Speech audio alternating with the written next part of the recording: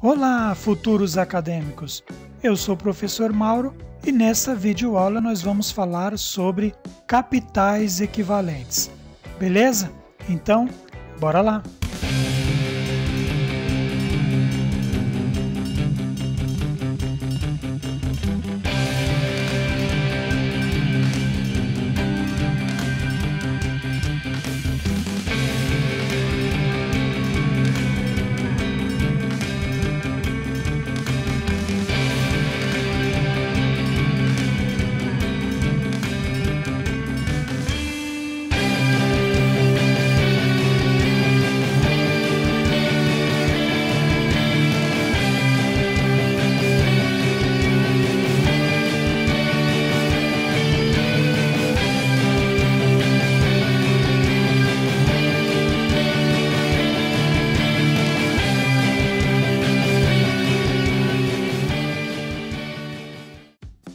Auxiliar na tomada de decisão é a principal finalidade de se estudar matemática financeira.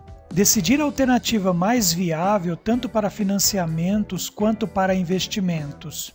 O quanto vale uma quantia em dinheiro não depende apenas da cifra, mas da época a qual a quantia se refere. Decidir escolher entre duas cifras distintas ofertadas na mesma época pode ser vantajoso. Porém, decidir escolher entre duas cifras distintas em épocas diferentes não é tão trivial para a tomada de decisão.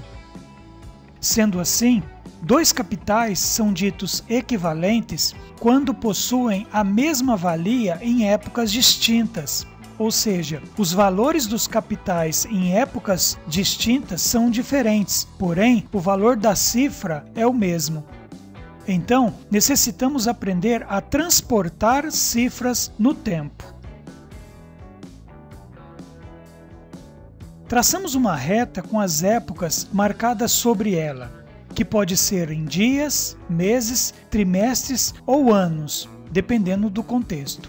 Através da relação de juros compostos, podemos dizer que, se temos um capital C, por exemplo, na época 2, e queremos calcular quanto esse capital valerá na época 3, devemos multiplicar esse capital por 1 mais I, onde I é a taxa de juros. Por outro lado, se queremos calcular quanto o capital C valia na época 1, devemos dividi-lo por 1 mais I.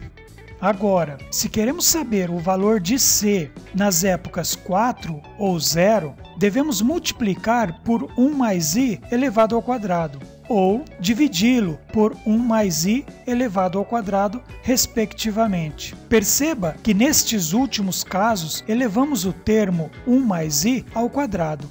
Isso ocorre porque o valor do capital C é transportado por dois períodos.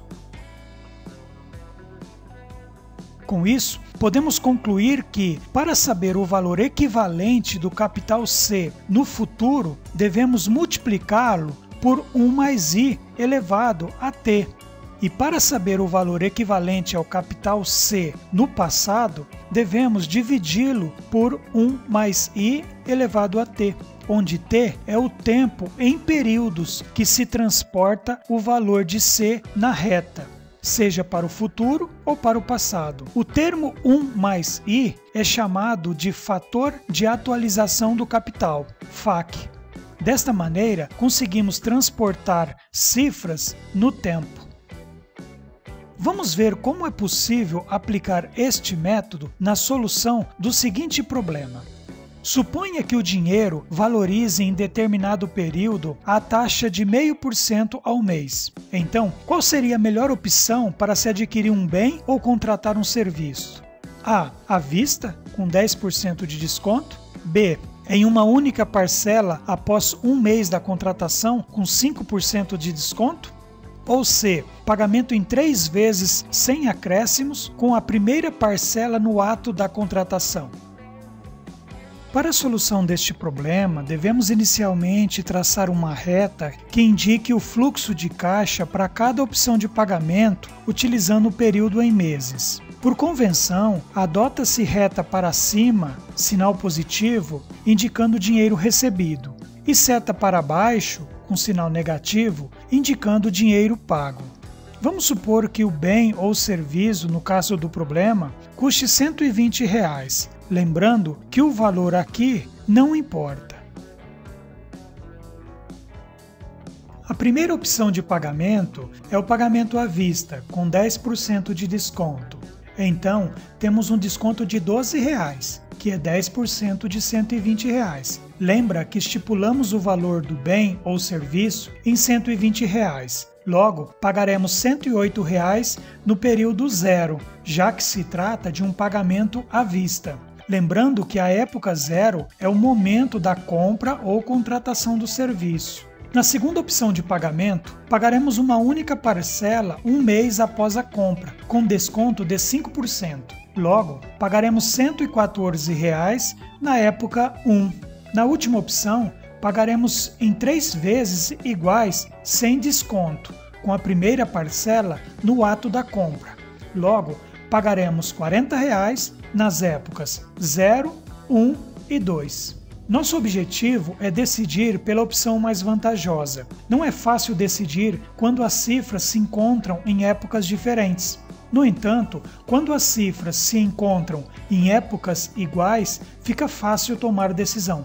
Portanto, transportaremos todas as cifras para a época 0, lembrando que para qualquer época que eu escolha transportar, o resultado será sempre o mesmo.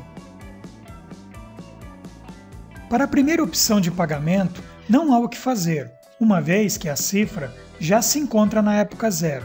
Se chamamos de VA o valor atual, então teremos que o valor atual desta opção é de R$ 108 na época 0. Na opção B, devemos transportar R$ 114 para a época 0. Como visto anteriormente, isto é possível dividindo R$ 114 por 1 mais I, onde I é a taxa de valorização do dinheiro e vale 0,05% ou 5 milésimos. Logo, o valor atual é igual a R$ 114 dividido por 1 mais 5 milésimos. Efetuando os cálculos, obtemos que o valor atual desta opção é de R$ 113,43. Na opção C, temos de deslocar as duas parcelas das épocas 1 e 2 para a época 0. Lembrando que o valor total a ser pago será a soma do valor das 3 parcelas. Logo, o valor total da opção C é igual a R$ 40 da época 0 mais 40 dividido por 1 mais 5 milésimos, que é o valor da época 1 sendo transportado para a época 0, mais 40 dividido por 1 mais 5 milésimos elevado ao quadrado. Perceba que elevamos esse termo ao quadrado porque temos de caminhar por 2 períodos. Efetuando os cálculos, obtemos que o valor atual desta opção é de R$ 119,40. Os valores atuais obtidos dizem que se adquiro um bem ou um serviço por R$ 120, estarei pagando R$ 108 para a primeira opção, R$ 113,43 para a segunda e R$ 119,40 para a terceira opção. Portanto, a melhor escolha para este problema é a letra A, ou seja, à vista com 10% de desconto.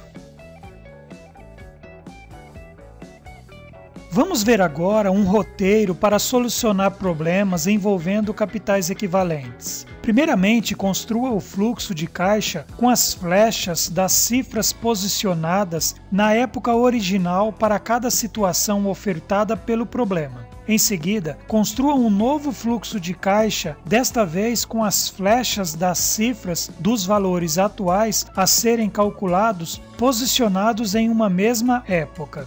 Calcule o valor atual para cada parcela que deve ser transportada para a época escolhida no item 2. Lembrando que o fator de atualização do capital 1 mais I deve estar elevado ao expoente correspondente à quantidade de períodos que a cifra foi transportada. Finalmente, some os valores atuais no caso de o fluxo de caixa possuir mais de uma parcela e compare os resultados.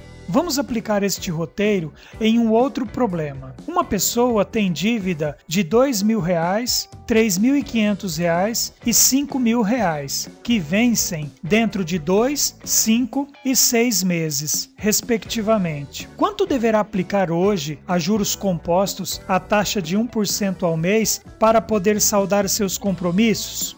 Primeiramente, construímos um fluxo de caixa com as flechas das cifras posicionadas nas épocas para a situação ofertada pelo problema. Ou seja, 2.000 na época 2, 3.500 na época 5 e 5.000 na época 6.